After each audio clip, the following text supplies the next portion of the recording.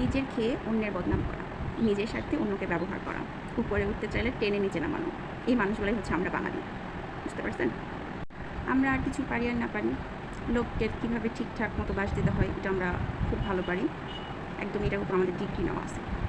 ভিক্ষা করতে আমাদের খারাপ লাগে না, কাজ করতে আমাদের কষ্ট হয়। তেল মারলে আমরা বিশ্বাস করি, আর সত্যি বললে বলি প্রমাণ দাও। মেয়ে বিয়ে দেওয়ার সময় চিন্তা করি কীভাবে সস্তায় বিয়ে দেওয়া যায়, ছেলে বিয়ের সময় যৌতুক খুঁজি, ভালো বউ না হয়ে ভালো শাশুড়ি খুঁজি, লেখাপড়ায় অটো পাস চাই, আর চাকরির বেলায় সরকারি বিসিএস ক্যাডার হতে চায়। মাংসের দোকানে গিয়ে মাংস খুঁজি, আর রান্নার পরে বলি হাড্ডি দাও। কন্যা সন্তান চাই না, ছেলে বিয়ে করাতে গিয়ে পাত্রী খুঁজি। চাকরিজীবী বউয়ের কাছে যত্ন খুঁজি, আর ঘরের বউয়ের কাছে টাকা খুঁজি।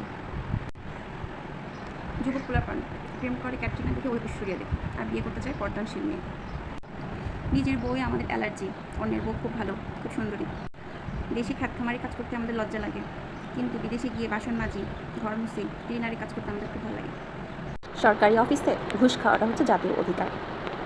পেনশনে যাচ্ছেন, পেনশনের টাকা নেবেন, সেখানে ঘুষ দিতে হয়।